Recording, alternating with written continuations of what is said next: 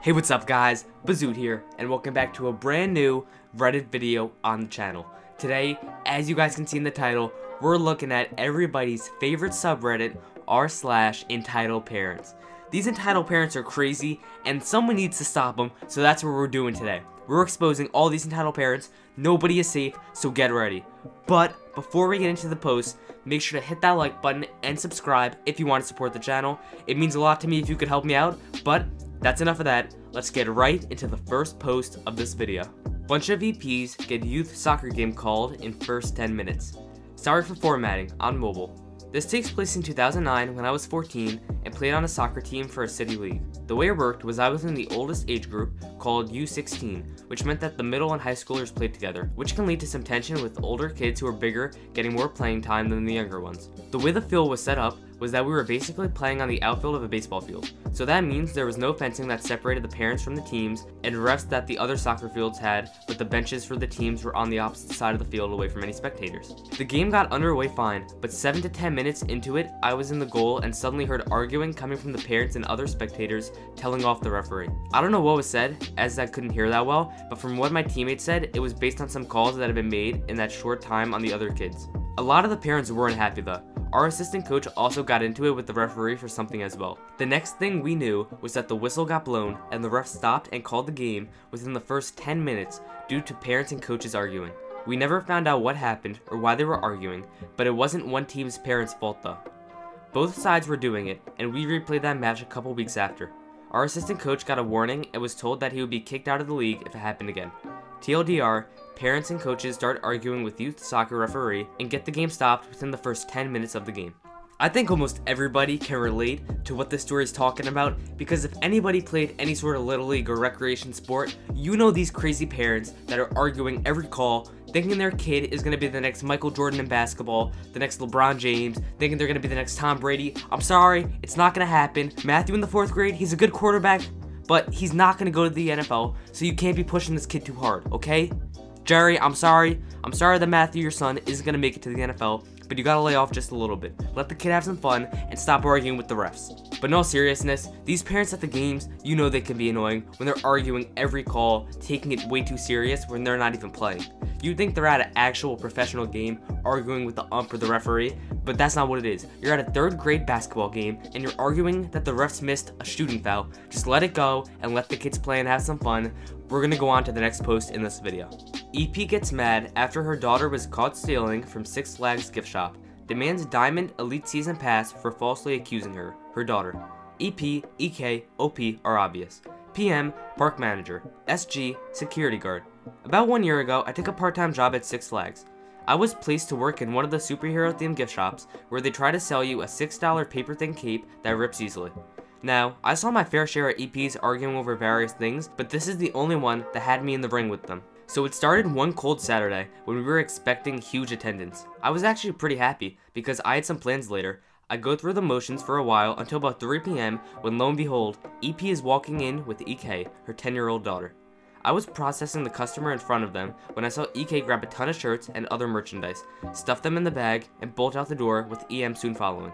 Now I can't really rush after them, so I radio the security guards and give them the lowdown on what happened and where they went. Fast forward about 15 minutes, and EM and EK walk in with the security guard right behind them. Security guard basically tells them to return the stuff they stole or charges will be pressed.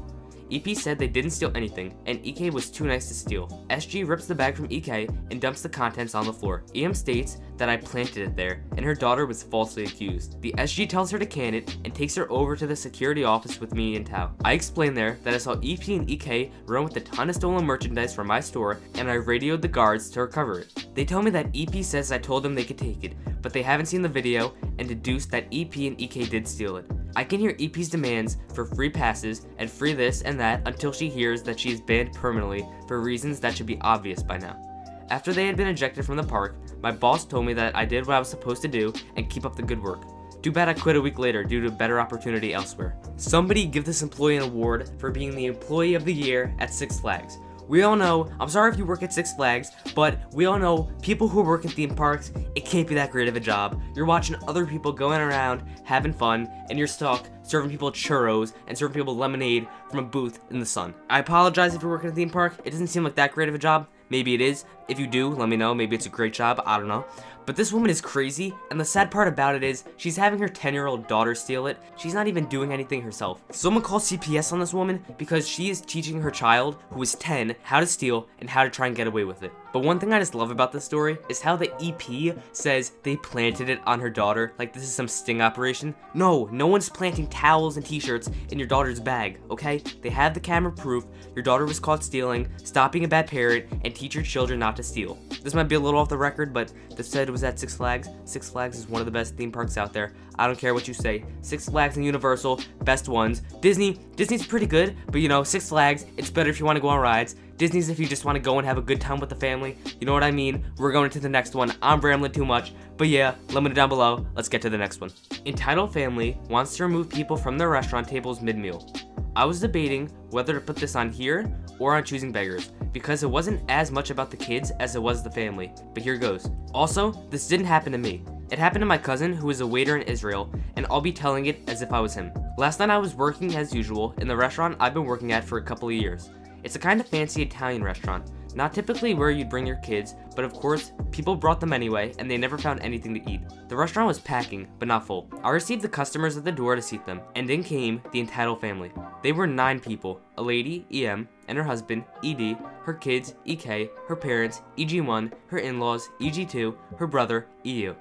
Only in the brother's case, the EU stands for embarrassed uncle. EM looked at me with a nice enough smile and said, "Hi, table for 9 please." They didn't have a reservation. I looked at the computer where we register which tables are in use and which tables are free.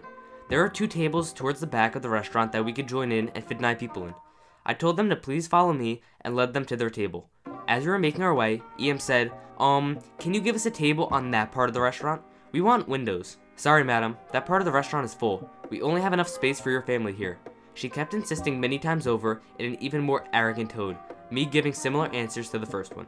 Her father, EGP1, steps in and says, "Can't you just move some people from the window tables and give them to us?" EGM2, the lady's mother-in-law, says, "Yes, if you want to put us there, why not put them there? We deserve it more."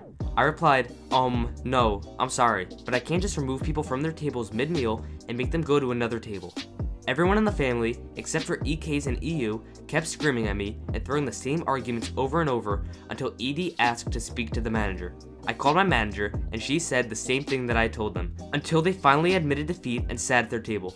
My manager told me not to serve them myself, and that she'd get me a replacement so I wouldn't be forced into any more awkward interaction. As they left after the meal, EU approached me, deeply apologized for her sister's and family's behavior, and gave me a 100 shekel tip, about $30 US. At the end of the day, it was all worth it. Edit, I accidentally said her instead of his. Somebody stop these entitled parents when they're out at dinner.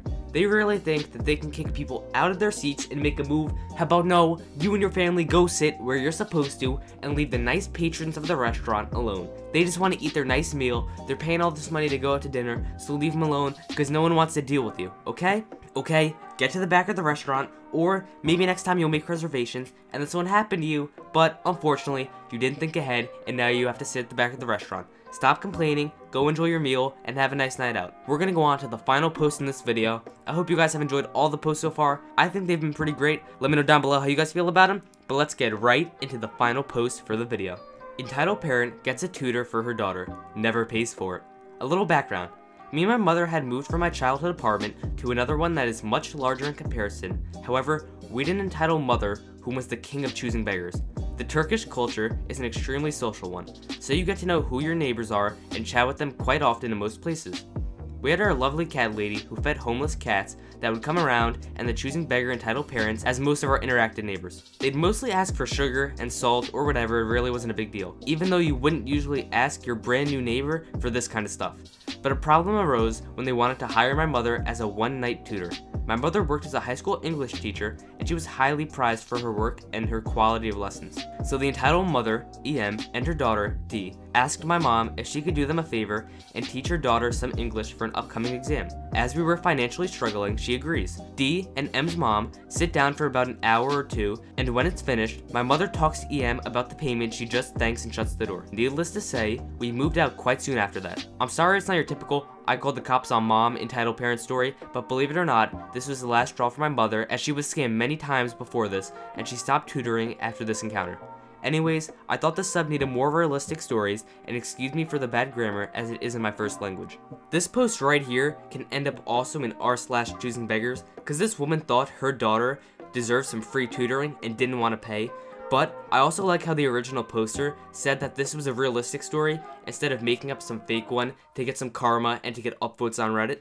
Recently, the Entitled Parents subreddit has been flooded with a bunch of fake stories with people trying to get karma and upvotes, and I like how this person is just giving us a nice, genuine, real story where there's not some entitled parent smashing someone's TV or some person making up some fake story to get upvoted on Reddit. I know some of you guys in the comments want to see me talk about some more real stories and call out the fake ones, so that's what I'm doing right now. I'm giving you a real story. It's a little mild compared to the other ones, but it's real nonetheless. And yeah, that's the last post in this video. If you enjoyed the video, make sure to go down below and hit that like button and subscribe to support the channel. And while you're down there, hit that post notification bell so you get notified every time we upload a video, because you're not going to want to miss them. One last thing before I go, if you have any suggestions on how to improve the channel or any criticism you have, make sure to drop it down below in a comment, because I'm going to be looking at all of them and I'm going to be handing out some likes and handing out some hearts. If you look in the comments, you can see I heart every comment, I like every comment, and I enjoy everything you post, even if it's not the nicest thing, but go drop it down below anyway. It's Bizute, and I'll see you guys later.